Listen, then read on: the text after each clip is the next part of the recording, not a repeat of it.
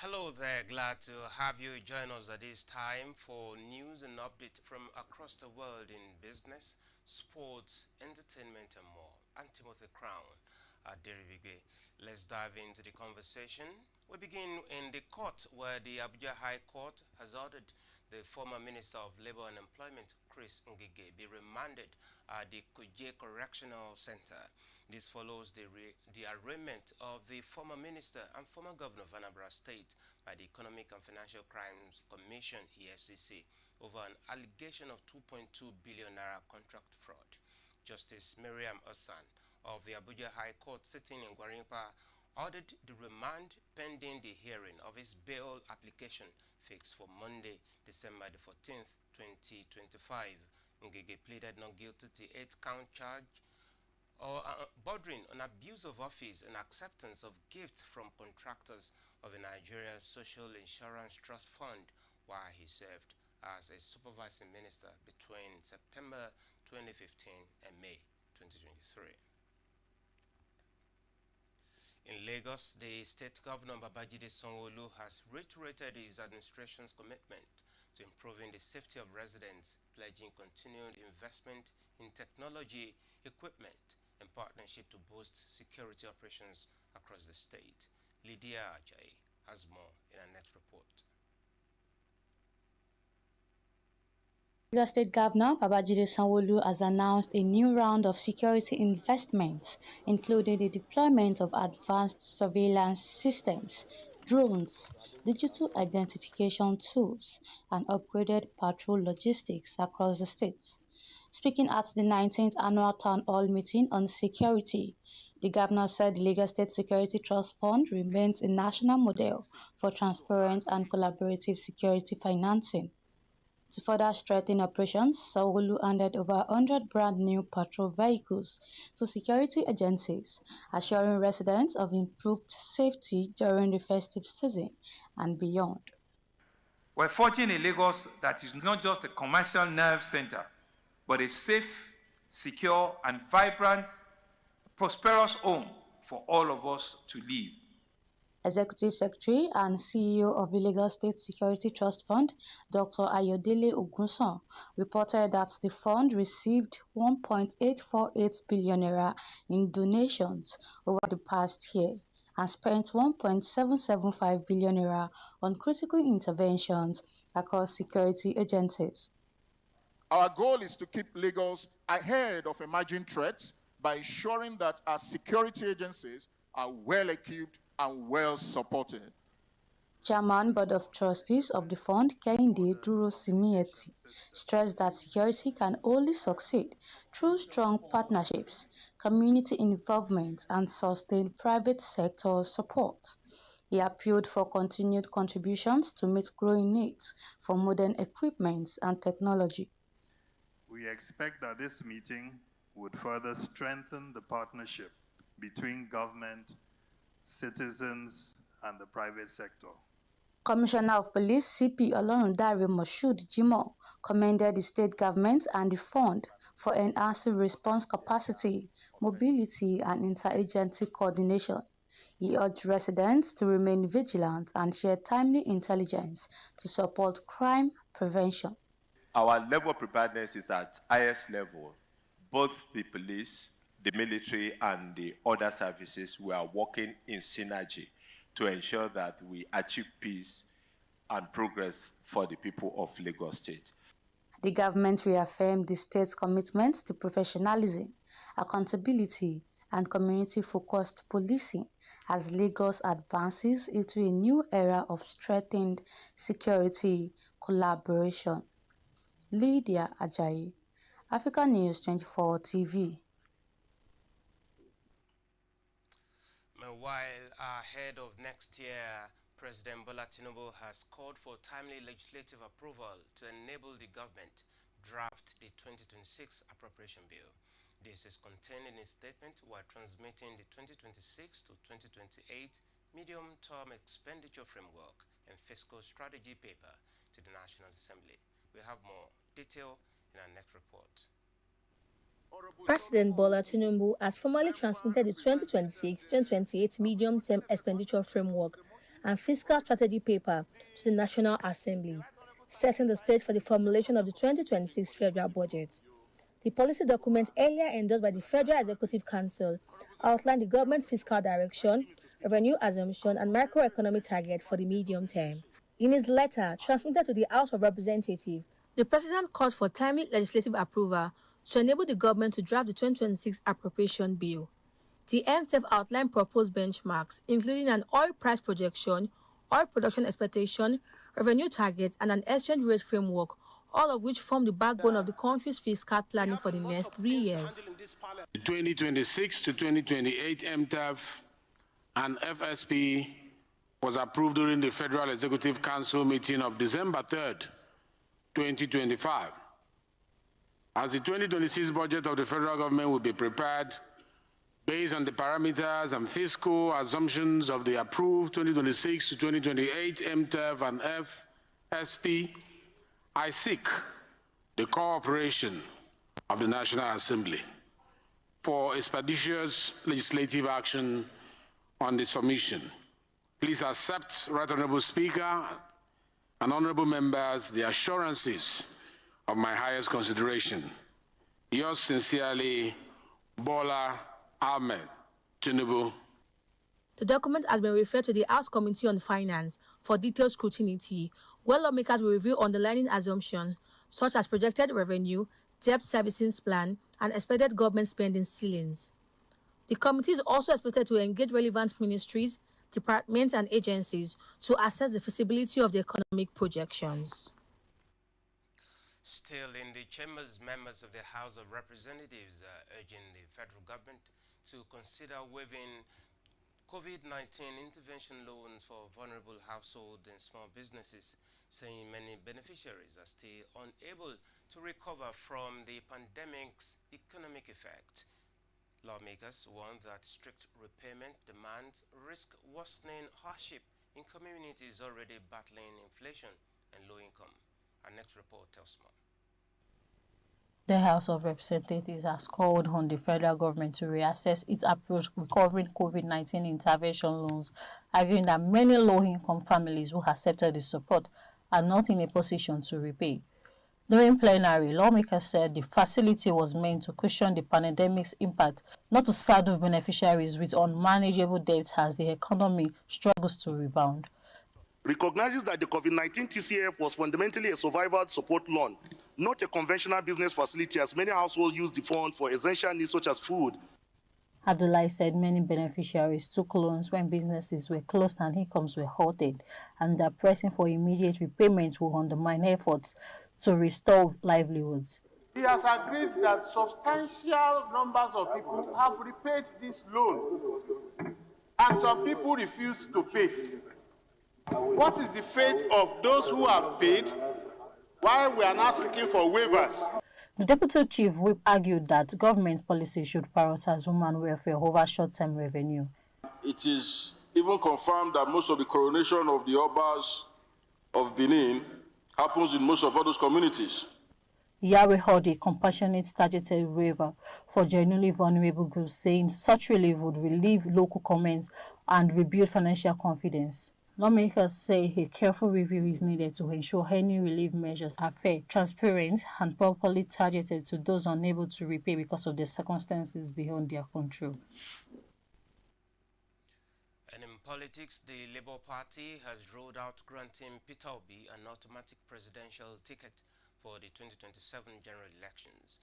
The party emphasized that all aspirants, including high-profile figures like Obi, must contest through the party's primaries to secure the nomination. Labour Party's National Publicity Secretary Obiora Ifo stated that ticket will be decided at the party convention and warned that no candidate will receive special treatment. He noted that Obi's limited engagement with the party leadership in recent months adds uncertainty to his candidacy. The decision reflects Labour Party's commitment to internal democracy, ensuring that what happened in 2023 when Obi emerged as a candidate with minimal contest will not be repeated. The party also expressed concerns over Obi's involvement in coalition discussions outside the party, describing it as contrary to Labour Party's interests.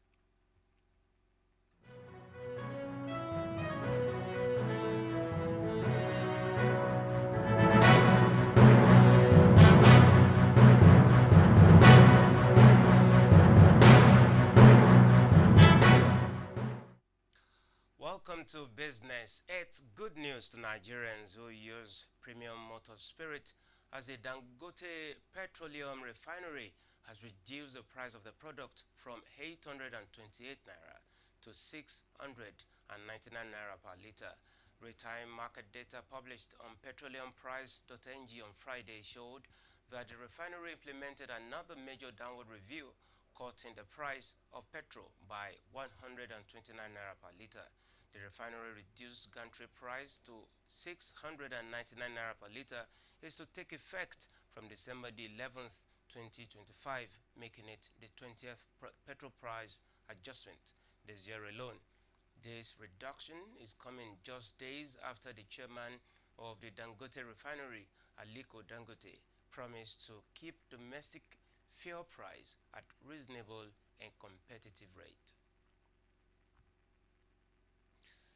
The House of Representatives has advanced a bill aimed at regulating the operations of the Central Bank of Nigeria to enhance transparency, governance, and accountability. The bill, which passed second reading, proposes amendment to the CBN Act of 1991. Key provisions include separating the roles of the CBN governor and board chairman, introducing stricter reporting requirements, and strengthening oversight of monetary policy decisions.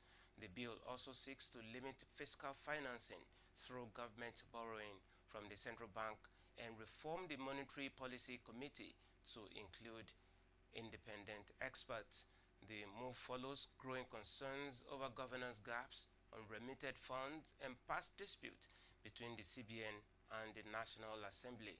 The bill will now undergo committee scrutiny, third reading, and eventual Senate approval before being presented for presidential assent. If enacted, it will mark one of the most significant reforms of the CBN's legal framework in decades. On the foreign scene, Secretary General of the North Atlantic Treaty Organization, NATO, Mark Rutte, is calling for a rapid rise in defense spending to prevent a war similar to those seen by past generations. The NATO chief was speaking at the Munich Security Conference in Berlin, where he warned that members of the alliance could be Russia's next target. He was speaking at the conference where European leaders discussed a peace proposal designed to end Russia's years-long war in Ukraine against a backdrop of growing U.S. pressure.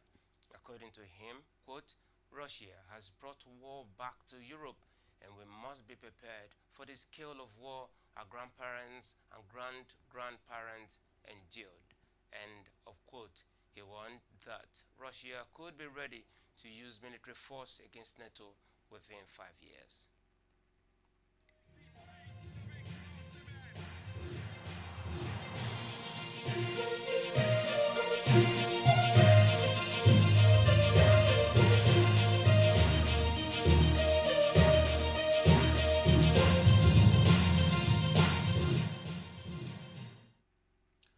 Welcome to sports. Nigeria's Super Falcons have dropped one place to 37th in the latest FIFA Women's World Ranking released by the Global Football Governing Body. The 9-time African champions had been ranked 36th in the previous table but slipped slightly after a period of inactivity in the most recent international window, which affected their ranking points. Despite a marginal drop in global standing, the Super Falcons remain the highest-ranked women's national team in Africa, ahead of South Africa, Ghana, Zambia, and Morocco.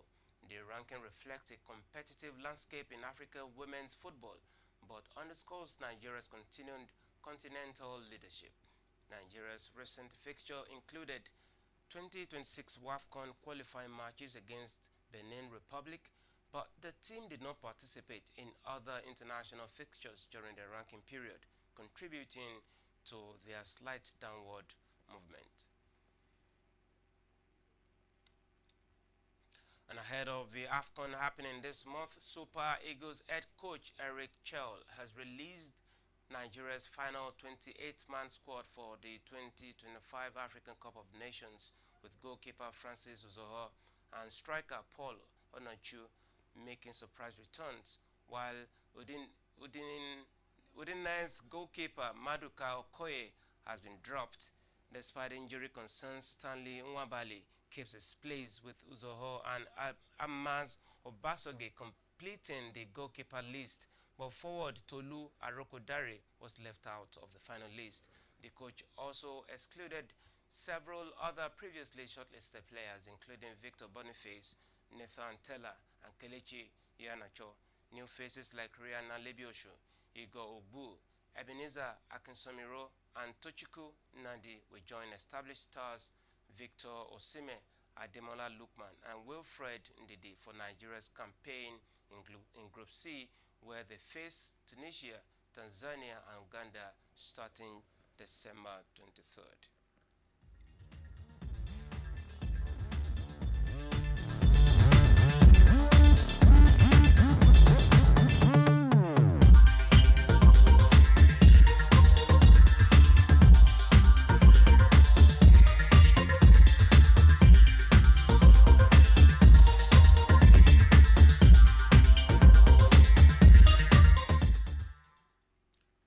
Welcome to entertainment. The entertainment space is buzzing once again, and this time it's T-Dollar at the center of the conversation after stepping up in a full frontal wig, a hairstyle traditionally made for ladies, now confidently rocked by him as part of his latest creative rollout. Fans say the bold look sits perfectly on his Ogba persona, adding a fresh twist to the identity he has built over time. The wig moment didn't come alone. Alongside his photos and videos, T-Dollar dropped light-hearted notes, including one saying Yoruba girls are the prettiest, and another teasing that boys go rock wig tire this December. Both posts instantly caught attention and have since become part of a growing excitement surrounding his new music push. Known originally as a dancer before venturing into music, T-Dollar's shift into a more expressive, playful image is being embraced by supporters who call themselves Ogba Nation. His girlfriend, popularly referred to as Iyawo Ogba, has also stepped into the spotlight with him, amplifying the momentum around the new look and the music it's helping promote. For many fans, the frontier wig isn't just a style choice. It's another example of T-Dollar's confidence and his ability to turn an ordinary moment into a full-blown cultural talking point. And from the reaction so far, Ogba Nation is fully behind him as he blends fashion, humor, and music into one December wave. That will be it on this broadcast on African News 24 TV. Thank you for tuning in. Please stay connected with us on all our social media platforms, and don't forget to visit our website at africannews24.ng for the latest updates. I'm Timothy Crown at Daily. See you at 3 o'clock. Bye for now.